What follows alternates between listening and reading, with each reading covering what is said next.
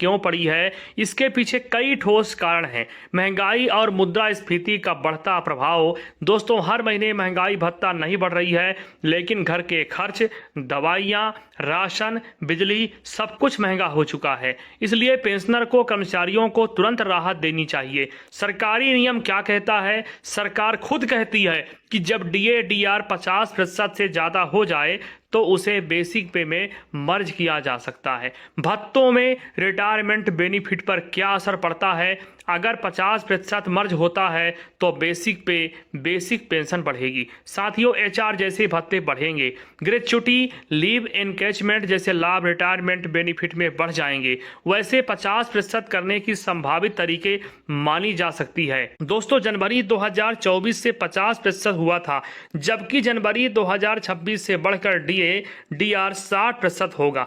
ज्यादा फायदा तब से मिलेगा जब 50% डीए जनवरी 2024 से मर्ज किया जाएगा। तो ऐसे में केंद्रीय कर्मचारियों के लिए, पेंशन धारकों के लिए यह अपडेट जल्दी देखने को मिल सकती है। दोस्तों, 2 साल का एरियर भी मिलेगा। अगर 50% किया जाता है तो सरकार को 1/1/2024 से 31/12/2026 तक का पूरे 2 साल का एरियर भी आपको देना पड़ेगा। दोस्तों, अब एक रियल उदाहरण से समझने की कोशिश करते हैं। मान लीजिए वर्तमान बेसिक पे 20,463 रुपए है, तो 50% डीए मर्ज होने पर 30,695 नई बेसिक पेंशन बनेगी। जब हम 20,463 में 10,232 को जोड़ते हैं तो नई बेसिक पे बनेगी, आपकी जो बेसिक होगी वह है 30,695 रुपए। दोस्तों, जनवरी 2026 से 60% यानी 50% मर्ज हो चुका है। अब सिर्फ 10% डीए बचेगा।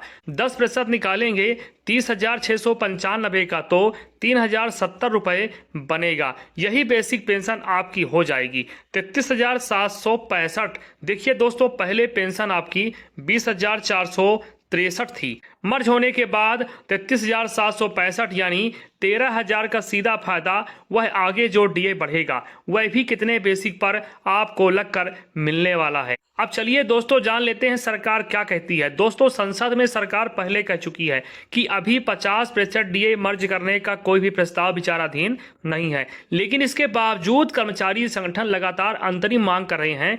तो दोस्तों, 8वां वेतनमान 2026 से ही मिलेंगे, लेकिन उससे पहले अगर संगठनों की मांग सरकार मान लेती है तो डीए मर्जर 50% मिल सकती है। चलिए दोस्तों, अगली बड़ी इंफॉर्मेशन की चर्चा कर लेते हैं। दोस्तों, केंद्र सरकार के लाखों कर्मचारी व पेंशन धारकों के लिए बड़ी अपडेट निकलकर सामने आ चुकी है। आपकी जानकारी के लिए बता दें कि मार्च महीना शुरू हो चुका है। मार्च महीने के 10 तारीख से पहले कैबिनेट बैठक प्रस्तावित है।